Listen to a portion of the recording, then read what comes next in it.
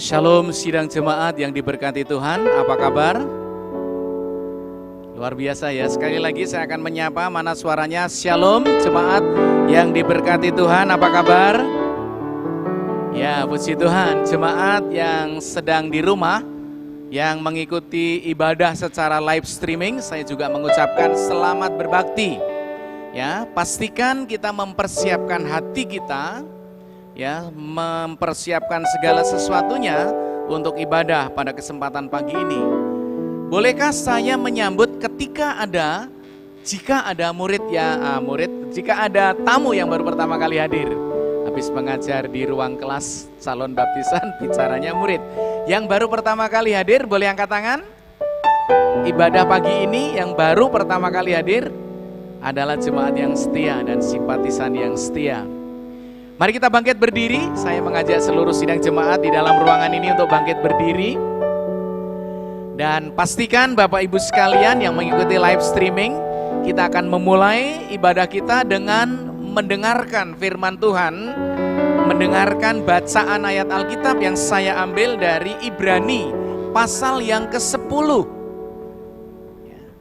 Bapak Ibu buka Ibrani pasal ke-10 ayat ke-19 sampai dengan ayat yang ke-23. Ya, di bawah perikop ketekunan.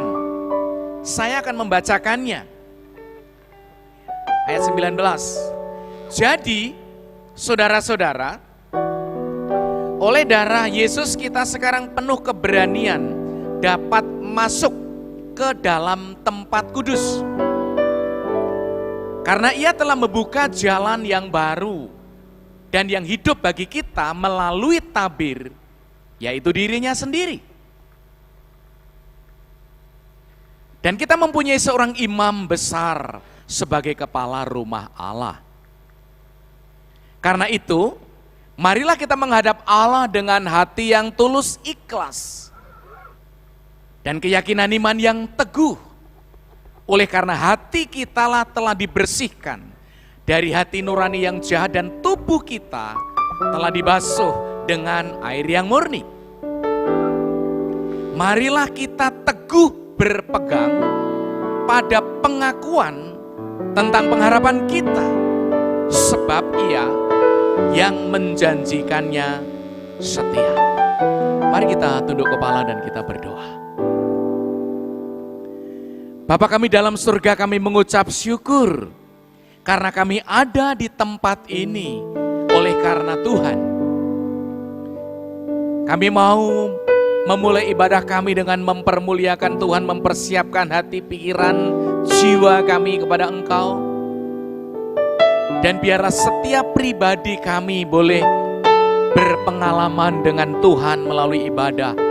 Terutama kebenaran firman yang ditabur akan menjadi berkat, mengoreksi, menegur, mempertumbuhkan iman kami, agar kami boleh menjadi serupa dengan Tuhan. Kami juga boleh berpegang teguh terhadap kebenaran dan janji-Mu di tengah-tengah kehidupan yang tidak pasti di dunia ini. Karena kami tahu hanya Yesus yang pasti, yang kami imani. Berkatilah seluruh sidang jemaat-Mu, baik yang mengikuti secara live streaming maupun yang ibadah dalam ruangan ini. Kami menyerahkan seluruh hamba-hamba Tuhan yang melayani. Tuhan berkati. Kami ingin mendengar suara-Mu, kami ingin mempermuliakan Engkau. Urapi setiap pribadi kami Bapa, agar ibadah kami berkenan di hati-Mu. Dalam nama Yesus kami mengucap syukur dan berdoa. Haleluya. Amin. Silakan duduk dan selamat berbakti. Tuhan memberkati.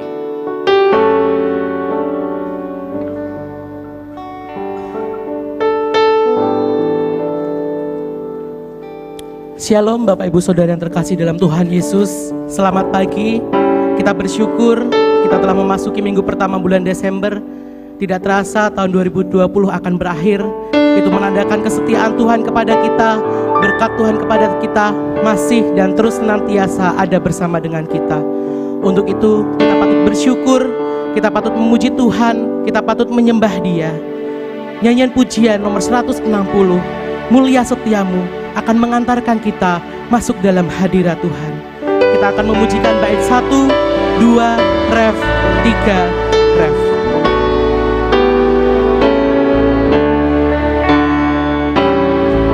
Mulia setiamu ya Allah Bapa, tak selintas pun sinarmu lenyap. Engkau tetap kasih-Mu pun terulang, bagai yang saudara. Bait kedua, musim beralihlah, waktu berganti.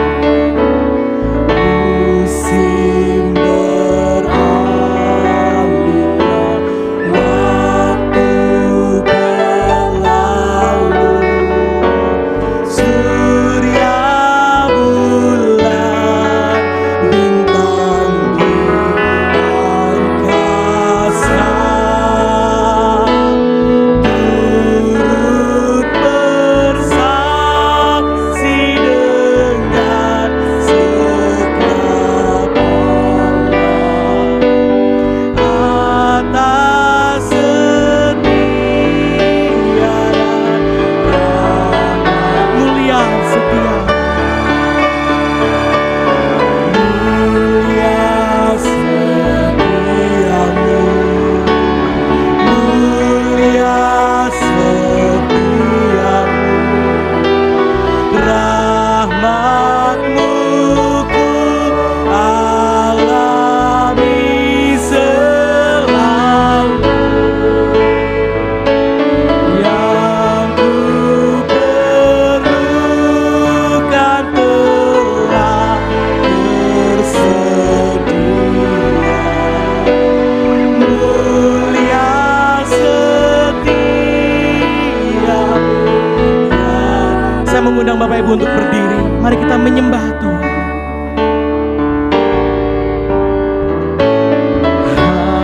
Hapusnya dosaku, damai abadi, jalan yang terang karena pimpinanmu.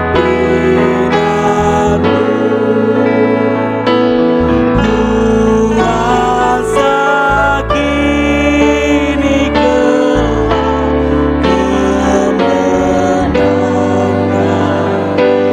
Hujan berkat curah. Mulia setiamu, mulia setiamu Tuhan. Mari kita sambut Dia. Mulia setiamu, mulia setiamu, rahmat-Mu ku alami selalu. Yang ku perlukan telah tersedia. Mulia setiamu, mulia setiamu dengan segenap hati. Mari kita sembah Dia. Mulia setiamu, mulia setiamu, rahmat-Mu ku alami selalu. Yang ku perlukan telah tersedia. Mulia setiamu ya Tuhan.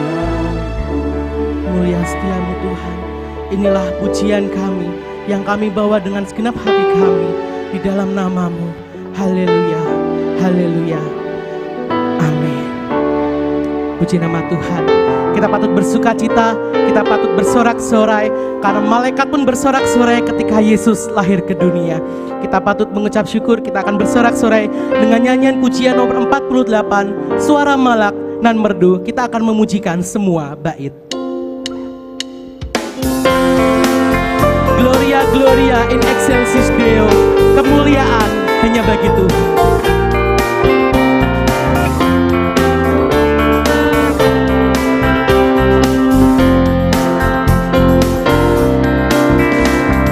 Suara malak dan merdu nyanyi di malam tenang, langit bumi berpadu bergumandang Gloria, Gloria.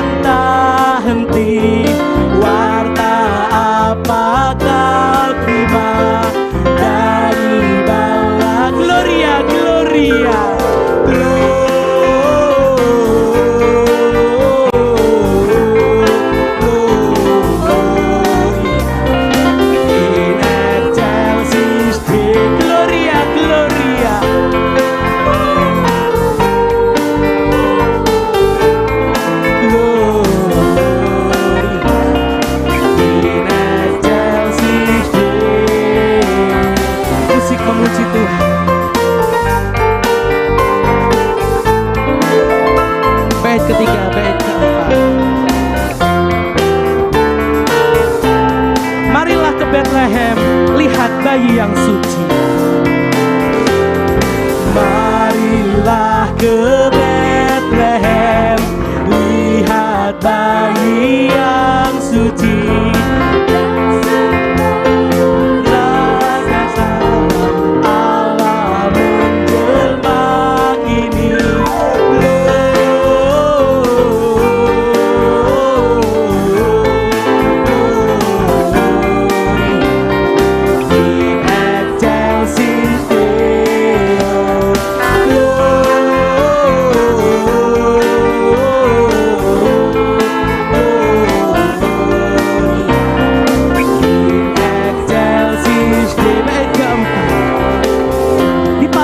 Pandanglah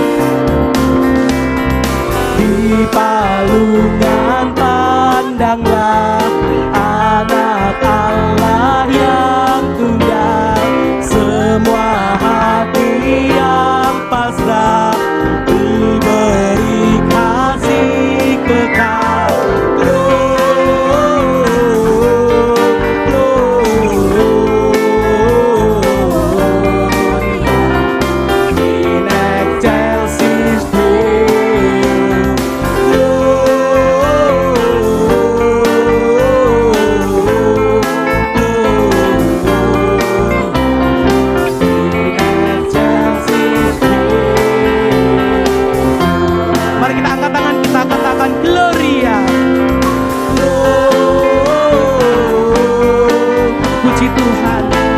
segala pujian kita untuk kemuliaan nama Tuhan.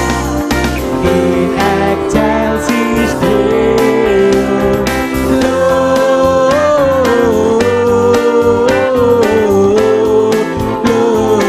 Gloria, in excelsis Deo. Jemaat dipersilakan untuk duduk kembali.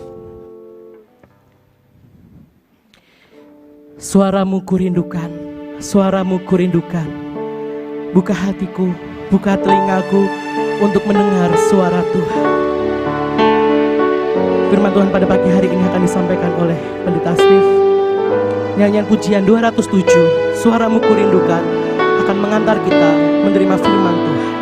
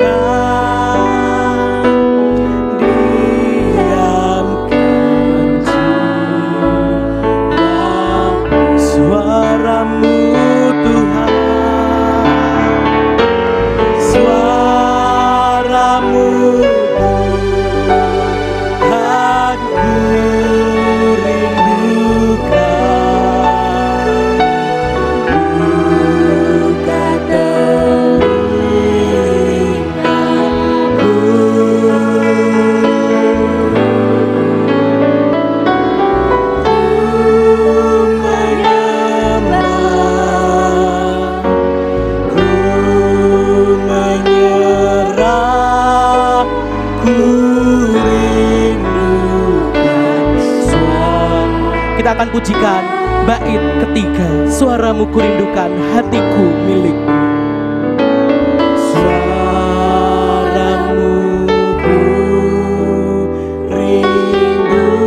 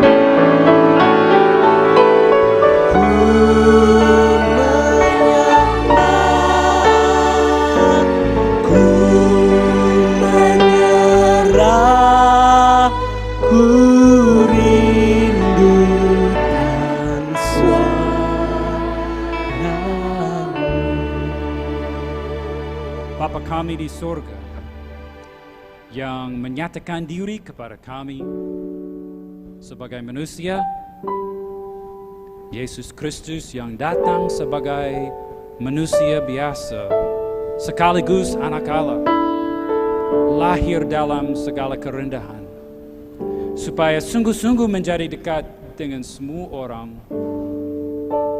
Kami memuji Dia yang menyerahkan dirinya sampai mati di kayu salib, tetapi menang pada hari ketiga atas dosa, atas iblis, atas maut. Kami memuji Dia yang sudah menjadi dekat kepada kami, yang menyatakan kemuliaan-Mu kepada manusia, supaya kami yang tidak layak masuk kehadiran-Mu, tidak layak melihat Engkau langsung, bisa melihat kemuliaan-Mu yang ada pada wajah Kristus. Bapa, kami rindu pagi ini mendengar suara-Mu, bukan hanya supaya kami tambah pengetahuan. Kami rindu supaya sungguh-sungguh melihat kemuliaan-Mu, mendengar suara-Mu, supaya oleh firman yang kami dengar, kami terus diubah, disempurnakan, disucikan, supaya kami dulu diciptakan menurut gambar-Mu, rusak oleh dosa, bisa dipulihkan oleh tangan-Mu, melalui semua hal Engkau kerjakan di dalam hidup kami, di dalam dunia ini, supaya pada akhirnya nama-Mu akan dimuliakan, dan hati kami akan puas dengan Engkau. Dan dengan Yesus Kristus Engkau utus ke dalam dunia. Dalam nama yang mulia, nama di atas segala nama, Yesus Kristus satu-satunya Juru Selamat, kami berdoa. Amin.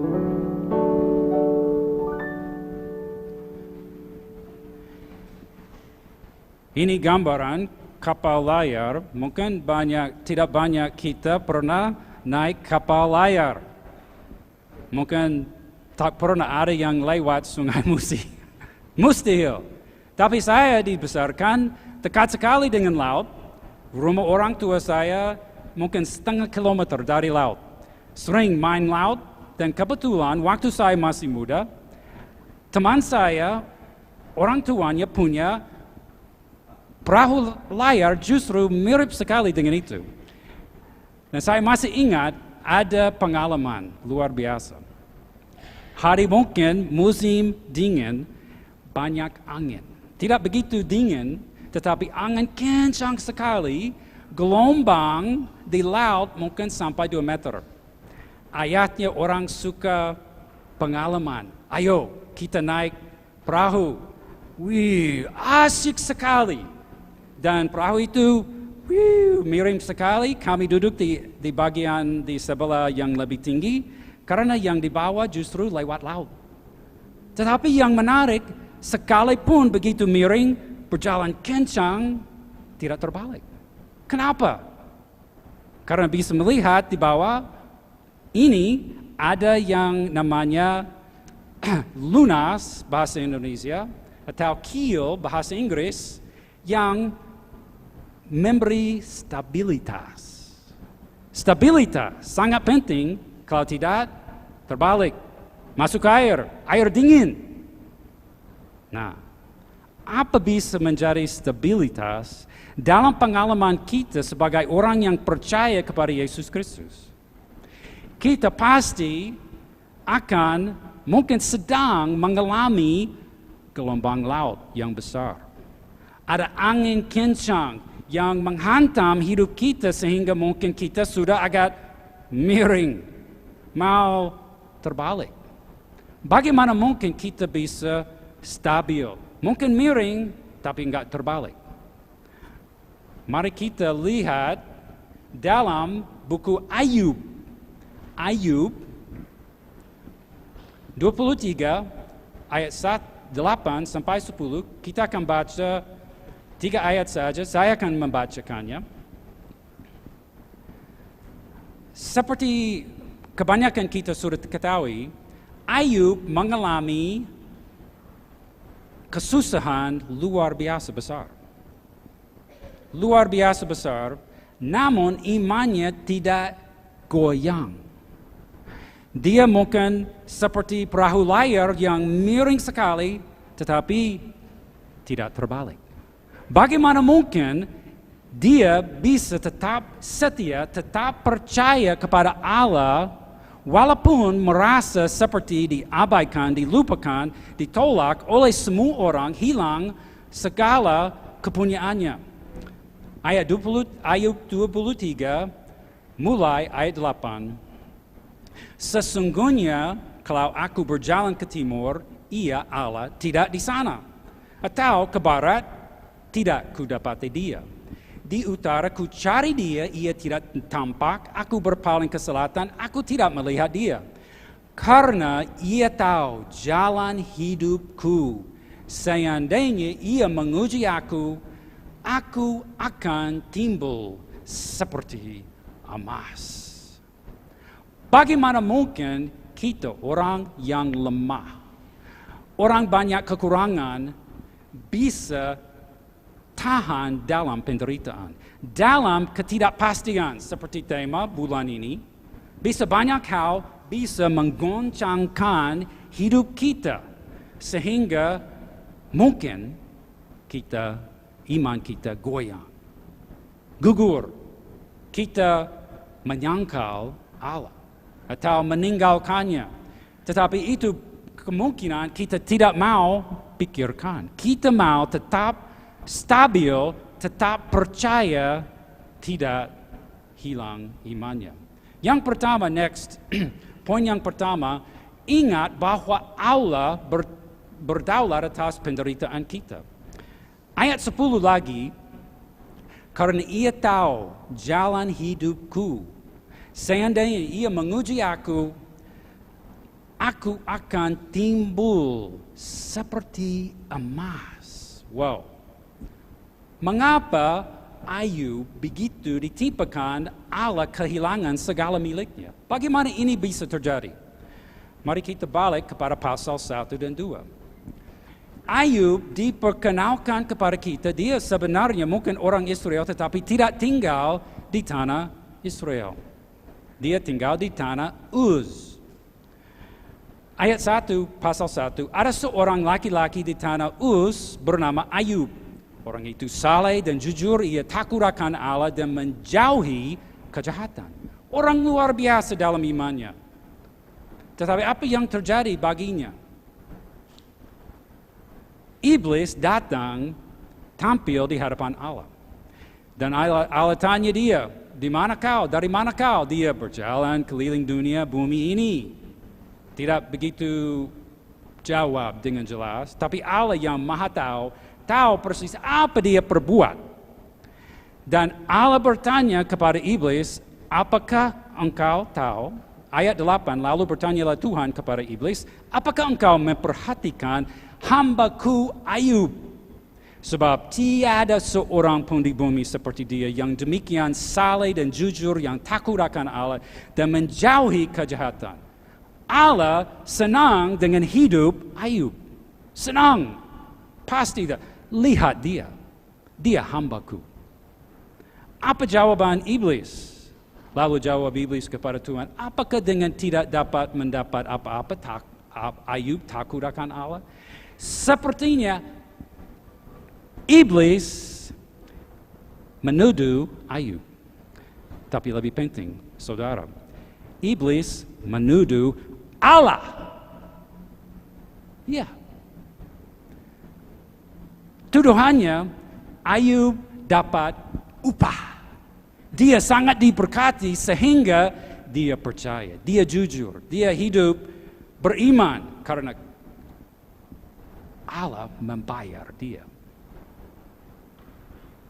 Tetapi jelas Tuhan berani.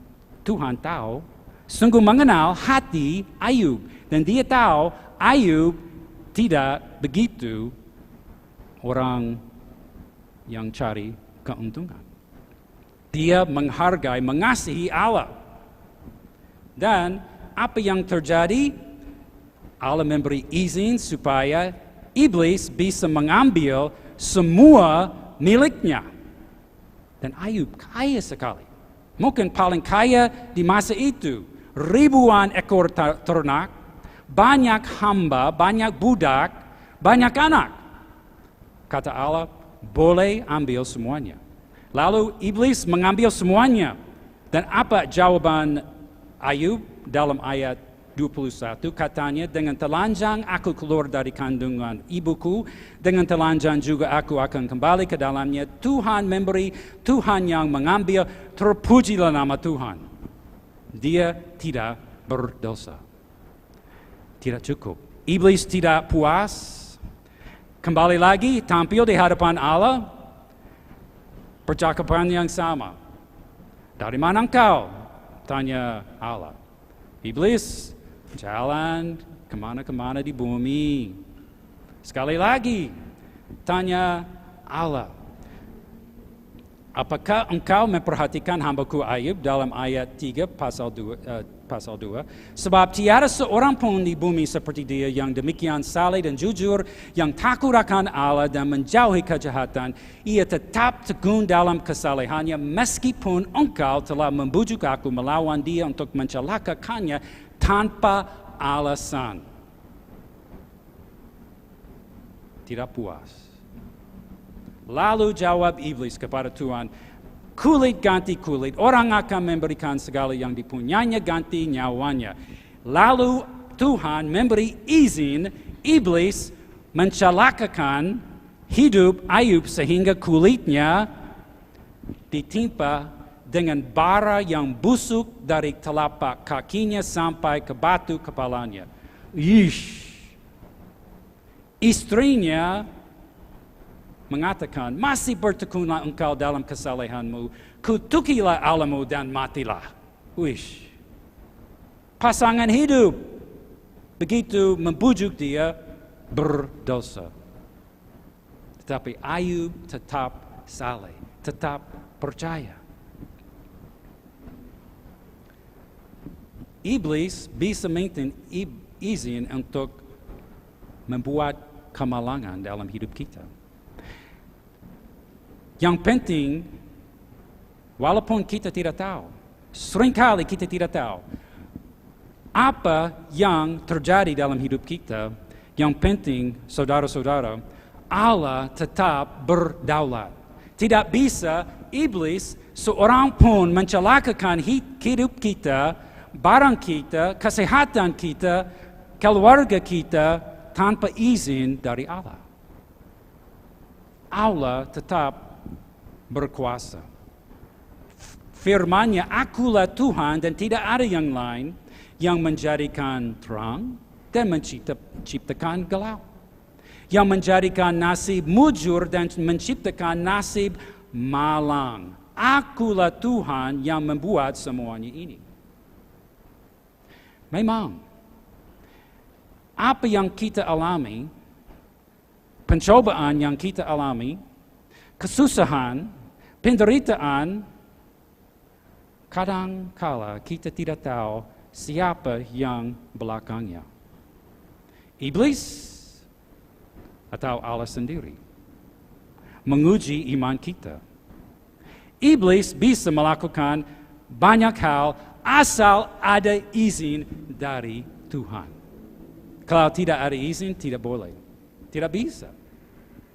Tuhan mau menyatakan kemuliaannya, keunggulannya ketika orang dicobai oleh iblis. Ayub memilih tetap setia, tetap percaya. Dan agak mungkin saudara-saudara, Ayub tidak tahu iblis belakang kemalangannya. Kita diberi informasi yang luar biasa. Kenapa ini ditulis? Justru supaya saudara-saudara kita tahu, barangkali kita tidak tahu. Ini karena izin Allah, atau tangan Allah sendiri langsung di dalam hidup kita. Tetapi maksudnya selalu baik. Yesus sendiri dibawa ke padang gurun dicobai oleh iblis. Dan dia memilih untuk menaati firman, menolak godaan, karena dia tahu Allah unggul lebih baik daripada melayani iblis atau hawa nafsu. Petrus, ini menarik. Petrus yang seperti juru bicara untuk semua murid Yesus, sering buka mulutnya terlalu cepat. Petrus barangkali terlalu berani. Dan sebelum Yesus akan diserahkan, dia bernubuat, dia akan diserahkan, akan ditolak kebanyakan orang, akan mati, bangkit pada hari ketiga, supaya dia melunasi hukuman untuk dosa. Petrus tidak senang dengan nubuatan itu. Dan katanya, jangan itu terjadi.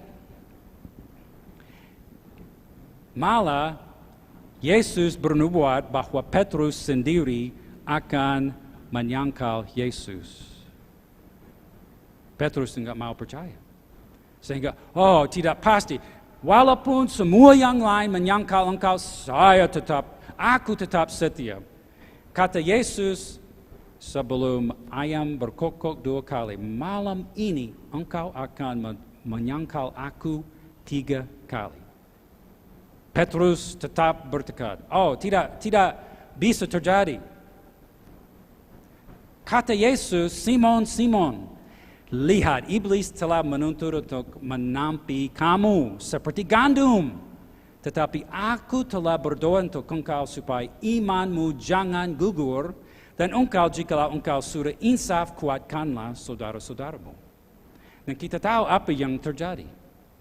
Yesus bernubuat, Petrus akan dicoba iblis. Akan seperti ditampi oleh iblis seperti gandum. Dan itulah yang terjadi. Tetapi apa janji Yesus dalam nubuatannya? Aku telah berdoa untuk engkau. Saudara, ini janji buat kita semua. Diulangi dalam buku Ibrani. Yesus hidup senantiasa untuk mendoakan kita. Yesus sanggup juga menyelamatkan dengan sempurna semua orang yang oleh Dia datang kepada Allah, sebab Ia hidup senantiasa untuk mendoakan mereka. Saudara, kita ada imam besar di surga di sebelah kanan Allah yang berdoa untuk semua orang yang percaya kepadanya, supaya seperti Petrus, iman kita jangan gugur. Tidak berarti kita boleh hidup seperti kita mau. Tetapi kita ada advokat di surga. Kita ada penolong, kita ada pengantara di hadapan Allah yang mendoakan kita supaya kita tetap selamat. Dan apapun yang terjadi, tidak ada yang di luar kuasa atau izin Allah dan kedaulatannya. Iblis membenci Allah. Dia membenci kita. Dan dia menyerang semua yang dia benci. Tetapi dia tidak bisa kecuali ada kesempatan, kecuali Allah mengizinkannya. Karena hidup ini pertempuran. Sejak Adam dan Hawa jatuh dalam dosa, sampai Yesus datang kembali, ada perjuangan yang benar melawan yang jahat. Tetapi Allah sudah menentukan kemenangan yang kelak melalui kematian dan kebangkitan Yesus yang menanggung hukuman untuk dosa dan menang kelak atas dosa dan maut dan iblis yang dulu membujuk manusia jatuh dalam dosa. Kita ada kekuatan. Kalau ada gedung tinggi yang sungguh tinggi, harus ada yang dibawa sebagai balast. Di salah satu gedung paling tinggi di dunia, Willis Tower, atau dulu Sears Tower di kota Chicago, salah satu gedung masih yang tertinggi di dunia. Sudah ada mungkin 1-2 yang lebih tinggi, tapi tinggi sekali. Waktu anak kami masih kecil, kami ke Chicago, gara-gara kami mau naik gedung itu, harus bayar, dan waktu lift mulai naik, perasaan seperti perut masih di lantai 1. Karena gedung itu 110 lantai. Tinggi sekali. Dan kebetulan kota Chicago dikenal Windy City, yang berarti kota banyak angin. Bagaimana dengan gedung tinggi? Ya, di atas bisa. Kami sampai ke atas, keluar lift, bisa lihat ada jendela semua penjuru, bisa lihat. Wow, jauh sekali. Dan yang ke utara, itu Danau Michigan. Danau Michigan seperti laut, besar sekali, bisa ada kapal lewat. Dan angin kencang, dan di atas itu bisa merasa gedung itu sedikit goyang. Nggak banyak, tapi sungguh bisa terasa. Aneh sekali, karena tinggi, tetapi tidak patah, tidak jatuh. Bagaimana? Karena balas yang dibawa memberi kekuatan, stabilitas. Dan kita perlu balas yang begitu kuat di bawah kita supaya iman kita jangan gugur dalam pencobaan, dalam penderitaan, dalam kesusahan, dalam ketidakpastian yang pasti kita akan alami kalau tidak saat ini. Kata firman, masa hidupku ada dalam tanganmu. Tuhan tidak punya tubuh seperti manusia, tetapi dia seringkali digambarkan dalam kosakata seperti yang menggambarkan manusia supaya kita bisa mengerti bagaimana dia bekerja dan melindungi kita. Ini termasuk bukan hanya jiwa kita, tetapi seluruh hidup kita ada di dalam tangannya. Maka kita baca dalam Yohanes 10, Yesus menggambarkan dirinya sebagai gembala yang baik, dan kita dalam tangannya. Katanya, seorang pun tidak akan merebut mereka dombanya dari tanganku. Bapakku yang memberikan mereka kepadaku lebih besar daripada siapapun, dan seorang pun tidak dapat merebut mereka dari tangan Bapa. Wow. Salah satu janji, saudara, yang paling kuat dalam firman bahwa kita tidak akan hilang keselamatan kalau sungguh mengalaminya. Dan seluruh hidup kita pun dalam dunia ini, dalam tangannya, Dia tetap menjaga, memelihara kita. Nah, apakah itu berarti kita tidak akan kena kemalangan atau kematian? Tidak. Cuma dalam segala sesuatu yang kita alami, Dia tetap menjaga, memegang kita. Jadi bagaimana kita bisa hidup tekun dalam penderitaan? Ingat, Allah berdaulat. Dia maha kuasa. Kata firman-Nya, serahkanlah segala kekhawatiranmu kepadanya sebab Ia yang memelihara kamu. Amin. Nah, Allah berdaulat atas seluruh hidup kita. Dan yang kedua, next, hiduplah karena percaya bukan karena melihat. Seperti kita ketahui, Ayub hilang semua kepunyaannya. Dan dia kaya sekali. Lalu kesehatannya. Tahun ini, betapa banyak orang takut kehilangan kesehatannya karena banyak berita mengenai COVID yang tidak habis-habis. Aduh. Padahal saudara kita terus dihantui virus, bakteri, penyakit, sakit penyakit segala macam. Ya, kematian.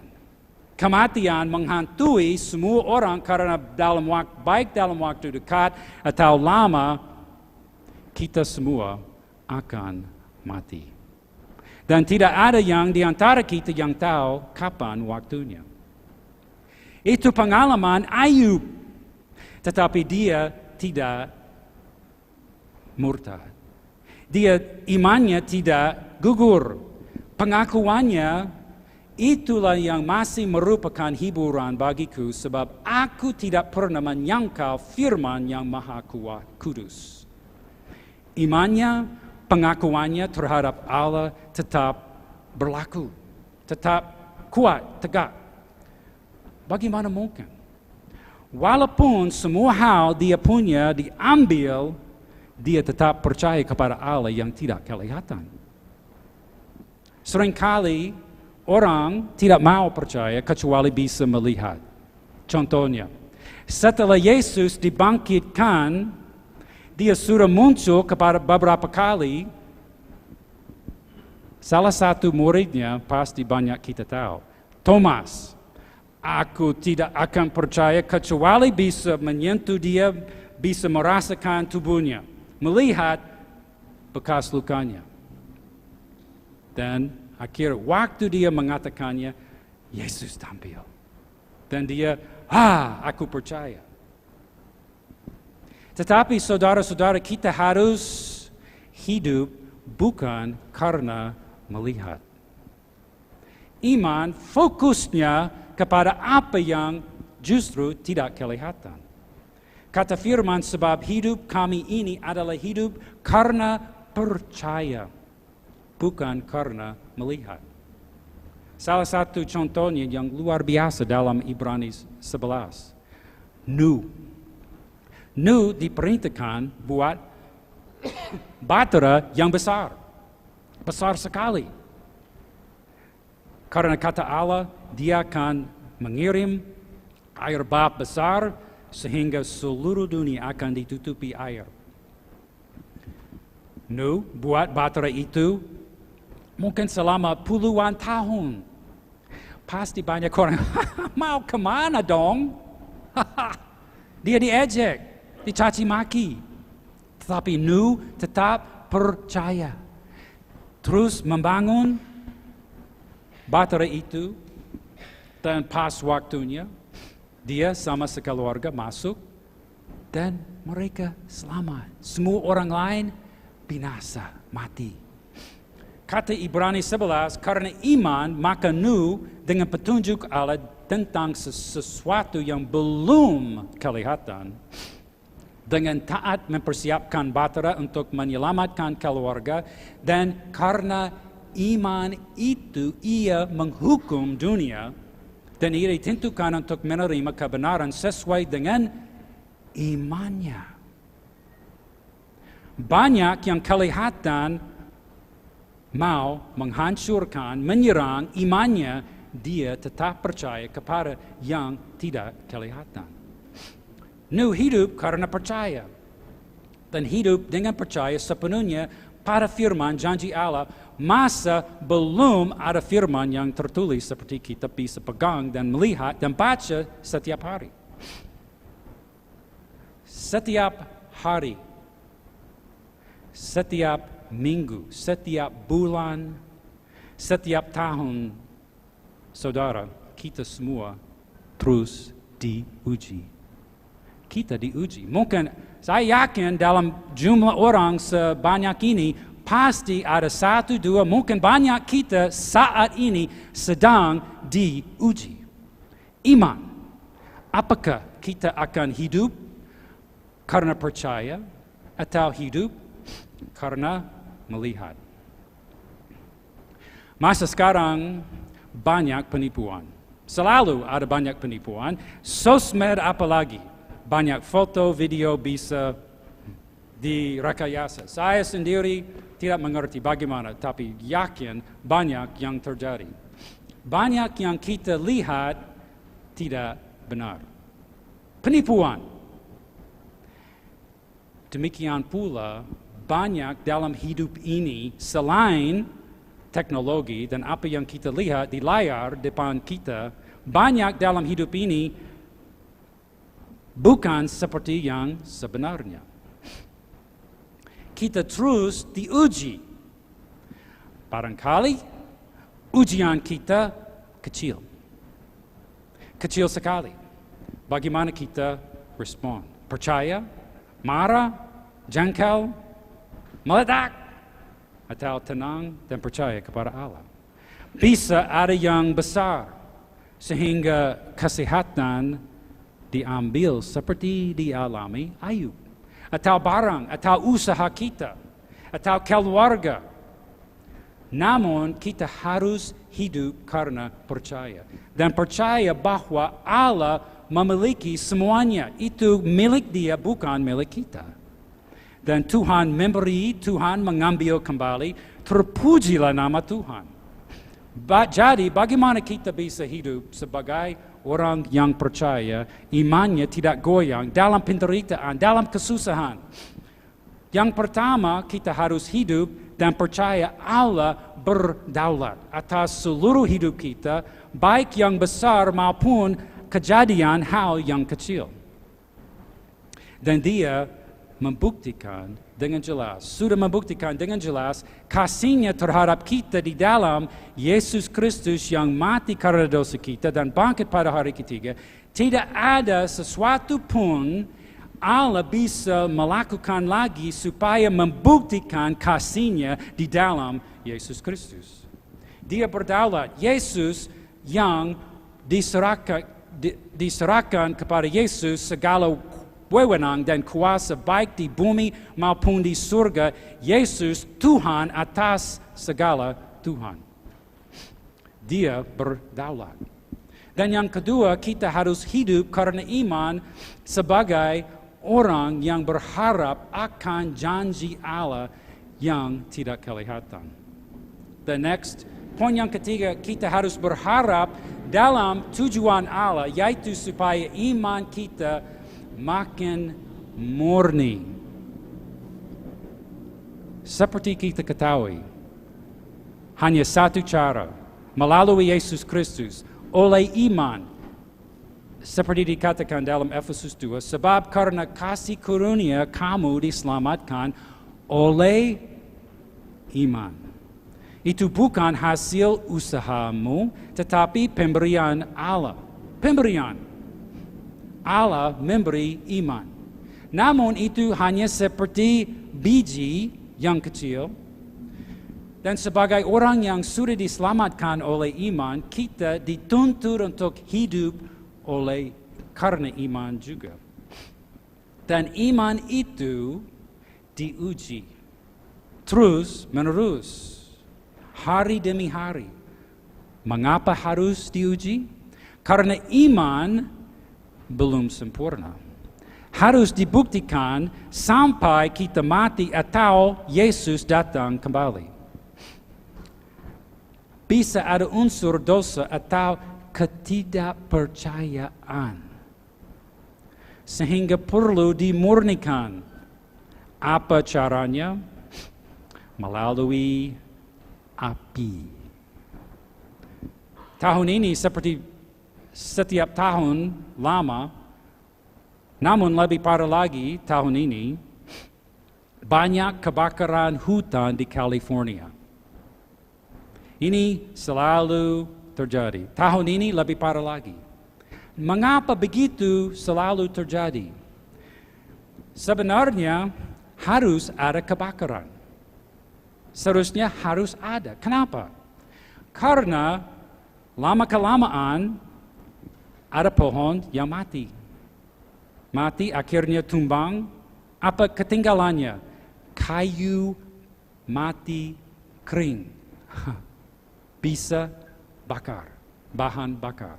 Dan bukan itu saja, kalau tidak ada kebakaran yang bertumbuh dekat tanah di bawah pohon, itu bisa mati juga. Apalagi kalau ada kekeringan, ada kemarau, sehingga banyak bahan bakar.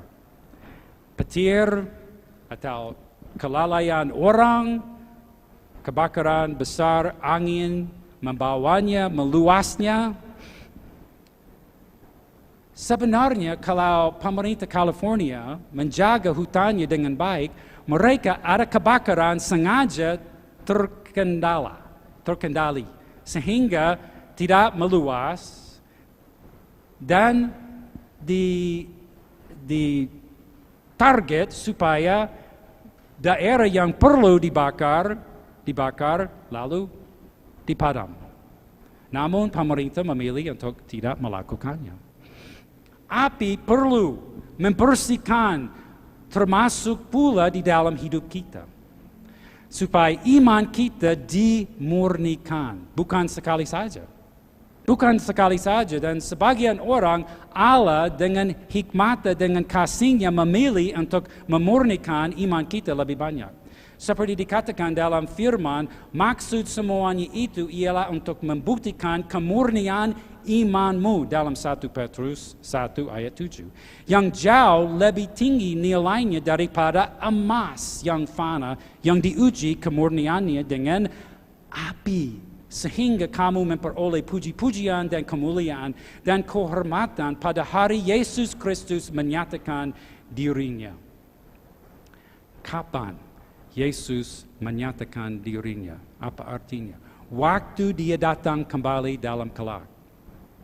Dalam kemuliaannya. Dan dia akan membunuh, membinasakan semua musuhnya dan membawa keselamatan yang genap. Yang penuh kepada orang yang percaya kepadanya. Itu hari kesukacitaan penuh bagi kita yang percaya.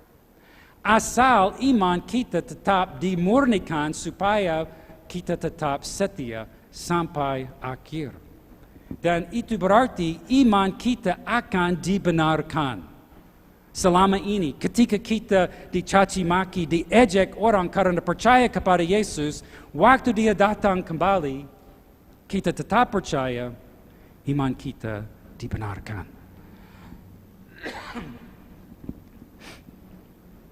Jadi, bagaimana kita bisa tahan penderitaan? Bagaimana kita bisa tahan kesulitan yang kita alami, ketidakpastian? Kita harus tetap percaya Allah berdaulat atas seluruh hidup kita. Dan yang kedua, kita harus hidup karena iman, bukan karena apa dilihat. Dan yang ketiga, kita harus berharap dalam tujuan Allah, bahwa Dia terus memurnikan iman kita. Dan supaya kita bisa tetap setia, tetap percaya, sampai akhir, renungkanlah ayat pilihan. Renungkanlah ayat firman. Mengapa? Supaya iman kita terus dikuatkan. Seperti dikatakan dalam Roma 10, iman timbul dari pendengaran dan pendengaran oleh firman Kristus. Seperti dikata firman dalam Mazmur, firman-Mu itu pelita bagi kakiku, terang bagi jalanku. Dan salah satu janji Allah mengenai kesusahan, penderitaan, dan kesetiaan Allah, Roma 8, Allah turut bekerja dalam segala sesuatu untuk mendatangkan kebaikan bagi mereka yang mengasihi Dia, yaitu bagi mereka yang terpanggil sesuai dengan rencana Allah. Ayat seperti itu bisa menolong, bisa menguatkan iman kita saat kita diuji, merasa mau mundur. Supaya kita tetap percaya dan jangan iman kita gugur. Mazmur sekali lagi, orang yang duduk dalam lindungan yang maha tinggi akan tinggal dalam naungan yang maha kuasa. Dan sekali lagi, seperti dikutip tadi dari 1 Petrus, serahkanlah segala kekhawatiranmu kepadanya sebab Ia yang memelihara kamu. Mari kita berdoa, duduk kepala. Pasti di antara kita hari ini ada yang sedang dalam pergumulan, ada yang dalam penderitaan. Entah kenapa, bisa karena banyak kejadian tahun ini sehingga usaha kita hancur. Bisa karena kesehatan, bisa karena kita sedang terus mengalami ejekan, dicaci maki oleh orang, bisa dalam keluarga kita sendiri. Atau mungkin dalam hidup kita, tujuan hidup kita enggak jelas. Sehingga kita bingung harus buat apa. Kenapa hidup? Seharusnya setiap orang yang percaya kepada Yesus sudah jelas tujuan hidupnya. Hidup bukan untuk diri sendiri, tetapi bagi Dia yang mati untuk dosa kita dan bangkit pada hari ketiga, supaya kita orang berdosa boleh mengenal Allah, bisa punya pengharapan yang melampaui hidup ini, supaya kita bisa bersukacita dalam segala keadaan. Kalau saudara sedang dalam pergumulan, penderitaan, saya minta angkat tangan. Banyak kita mengalami banyak hal. Itu bukan karena kita berdosa. Itu karena Allah mengasihi kita dan tidak mau iman kita tetap tidak sempurna. Dia berharap, Dia menuntut supaya melalui pengujian, penderitaan, iman kita akan makin kuat, akan makin indah sampai seperti emas. Kalau saat ini kita tidak di dalam penderitaan, pengujian, pasti akan datang, pasti. Belum tahu kapan, pasti akan datang. Apakah kita siap menghadapinya dengan iman yang penuh? Ini ujian. Kita harus siap. Yesus, kelahirannya kita mengingat bulan ini, kelahirannya sebagai manusia. Namanya Emmanuel, Allah beserta kita. Dia sudah menjadi dekat supaya kita yang jauh dari Allah bisa dekat dengan Allah. Bisa mengenal Allah satu-satunya. Dan Yesus Kristus Dia utus.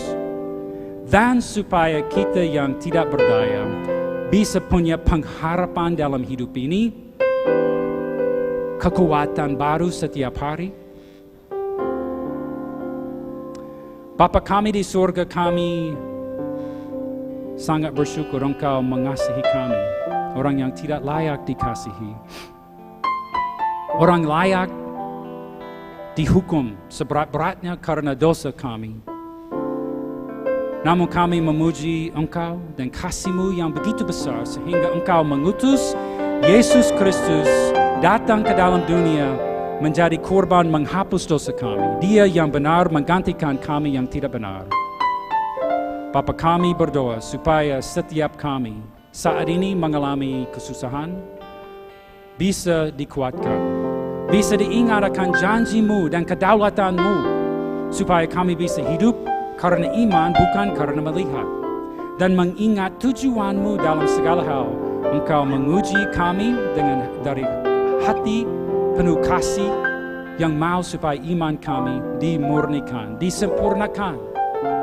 Dan Bapa kami berdoa supaya kalau ada orang di sini yang belum mengenal Yesus, belum mengalami Injil, belum mengalami kelahiran baru, mungkin mengaku Yesus, belum mengalami Injil, hari ini bisa hari mereka mengalaminya.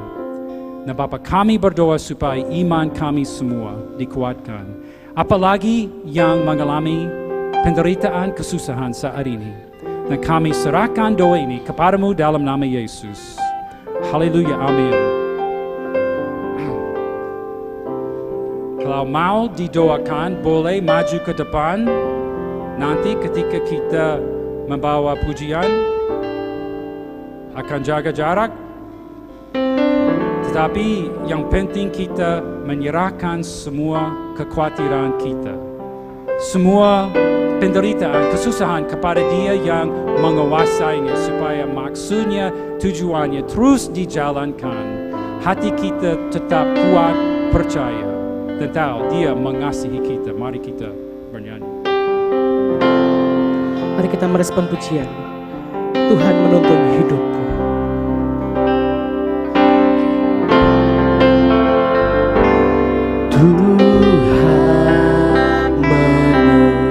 Boleh maju ke depan, mau didoakan. Betapa suka jika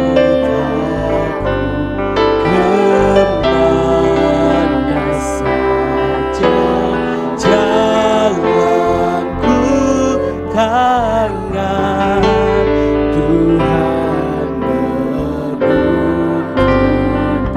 Bapa kami percaya Engkau mengasihi kami, Engkau dekat dengan kami melalui Yesus. Bapa kami mengaku Engkau yang Maha Kuasa, Engkau yang berkuasa atas Ibu Monaria's life, hidupnya.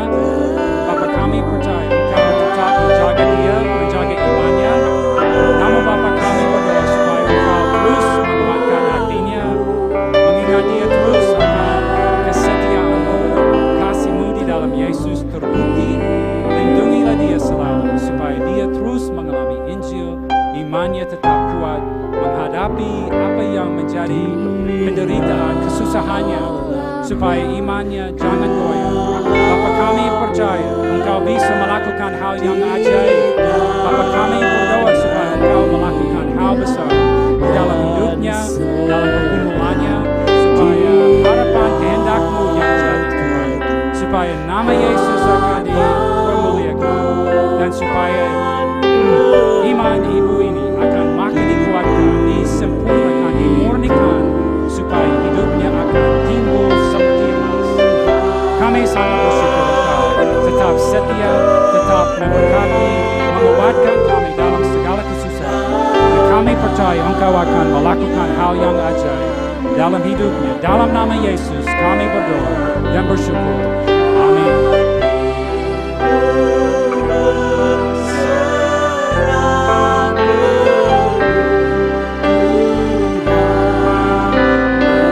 Dengan segenap hati mari kita katakan, Tuhan menuntun hidupku.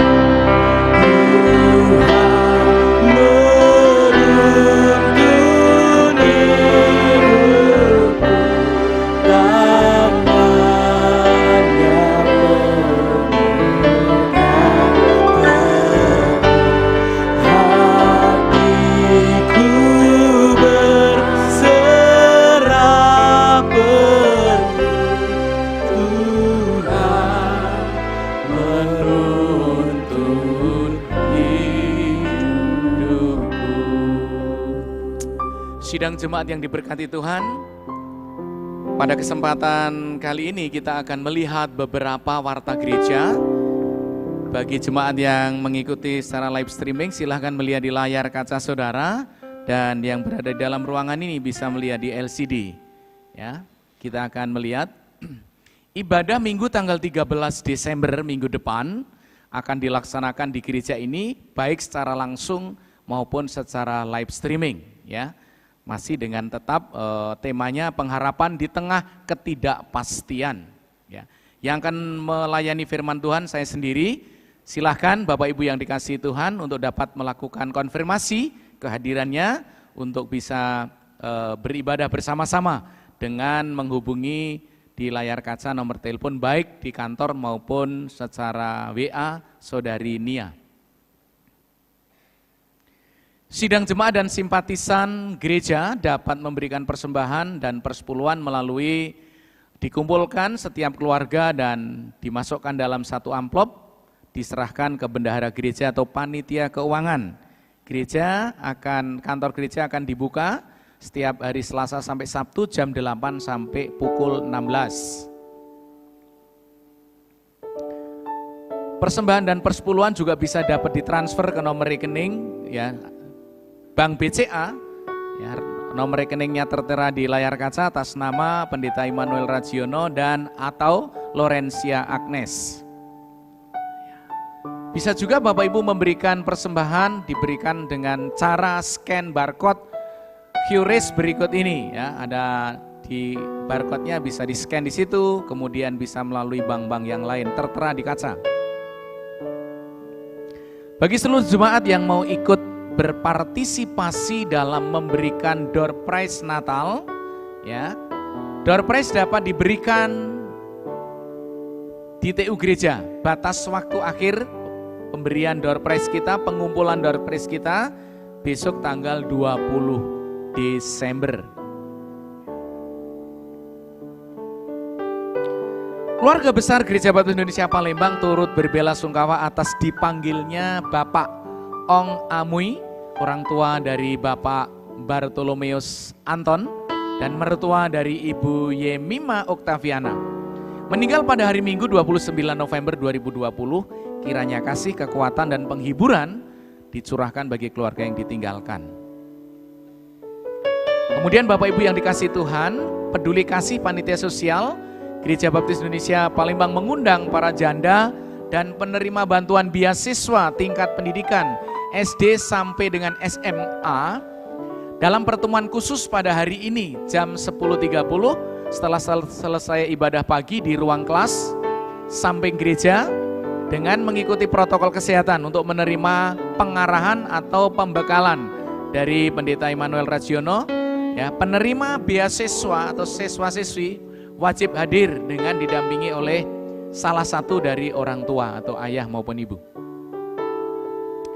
Gembala sidang dan jemaat mengucapkan selamat atas kelahiran Tiffany Bianca Boru Sinulagi pada tanggal 1 Desember 2020. Putri pertama dari pasangan keluarga Bapak Nathanael Kurniadi dan Ibu Novia Lorena Yunike. Kiranya bertumbuh bayinya yang masih kecil menjadi anak yang sehat, taat dan cinta Yesus tentunya. Bapak Ibu, akan diadakan Natal sekolah minggu ya pada tanggal 13 Desember pukul 16 sampai 17.30 ya, dengan tema Yesus lahir untuk aku dan kamu. Dapatkan door prize ya. Kemudian pembicara Ibu Julianti Dermawan dari Gereja Baptis Indonesia Bait Lahim Pak Cirebon ya, dari Cirebon. Bapak Ibu silahkan untuk mengikuti ya.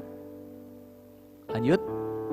Diinformasikan kepada seluruh jemaat, ini penting bagi Bapak Ibu, tolong diperhatikan untuk dapat hadir dalam muger. Muger itu musyawarah gereja pada hari Minggu depan tanggal 13 setelah ibadah pagi selesai.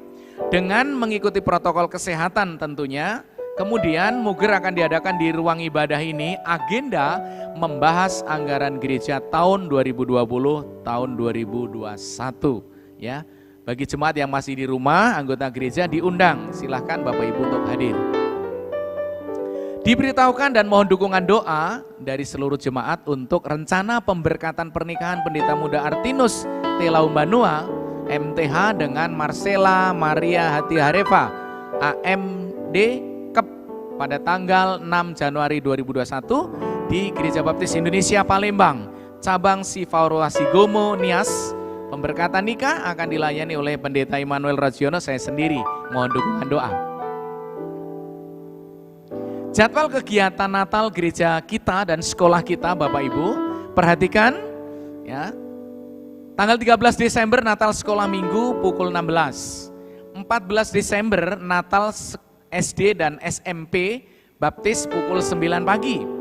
16 Desember Natal TK Baptis pukul 8. 17 Desember Natal Yayasan Perguruan Baptis pukul 11. 25 Desember ibadah dan perayaan Natal gereja kita pukul 9 pagi. Tolong diingat, 31 Desember ibadah tutup tahun pukul 18 dan 1 Januari kebaktian tahun baru dan perjamuan Tuhan pukul 9 pagi.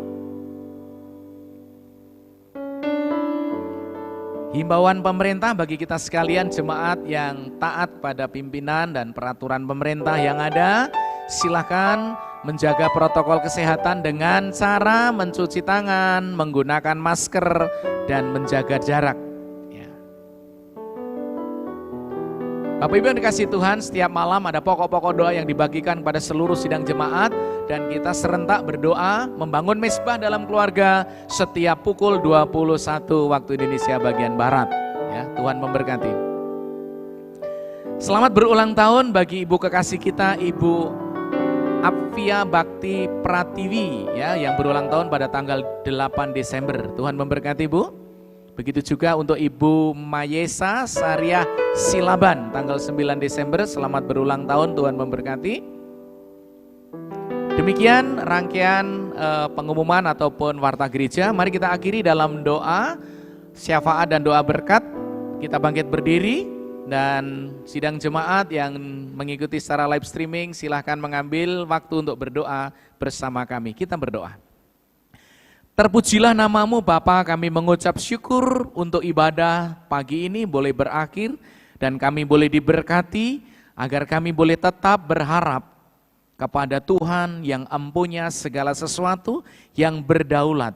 Agar kami tetap menaruh iman bukan kepada perkara-perkara yang kelihatan, tetapi perkara-perkara yang tidak kelihatan sesuai dengan firman-Mu.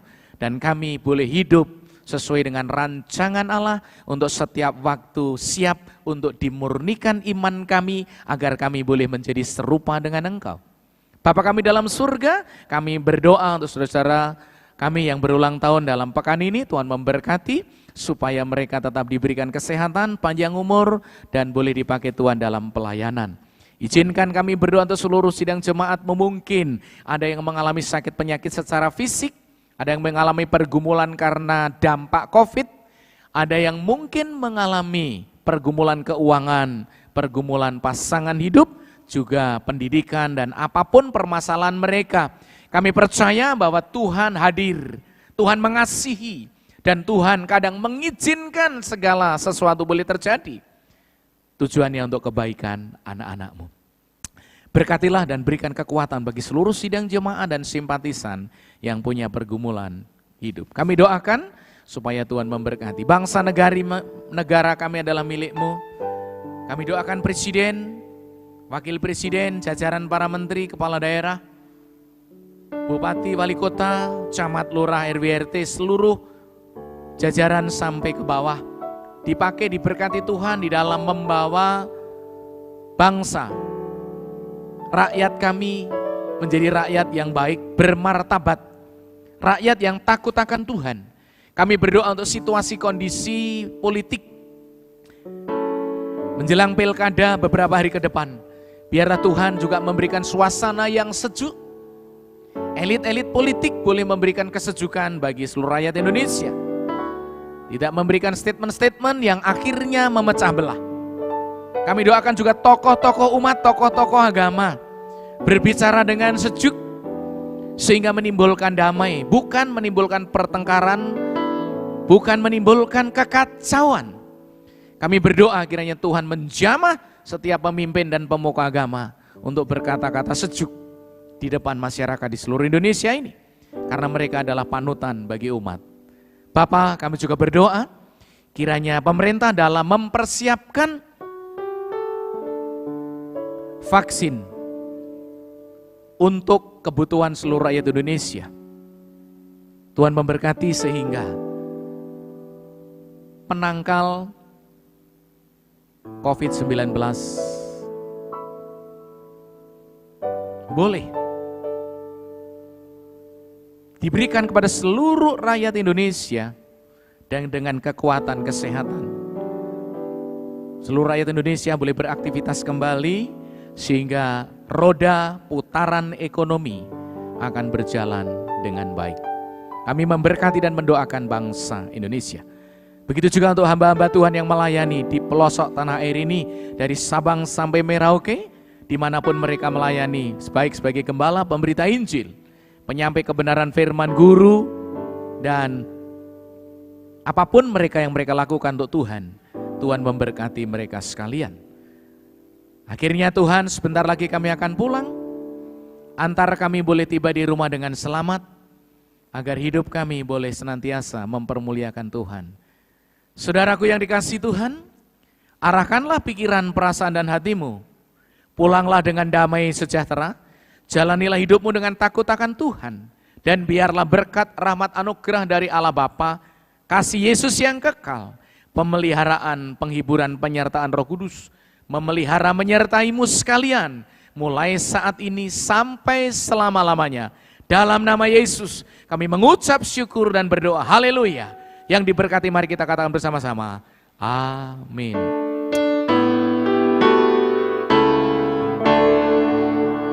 Nama Tuhan Yesus Kristus, kasih Bapa di surga, dan karunia Roh Kudus kiranya tetap serta.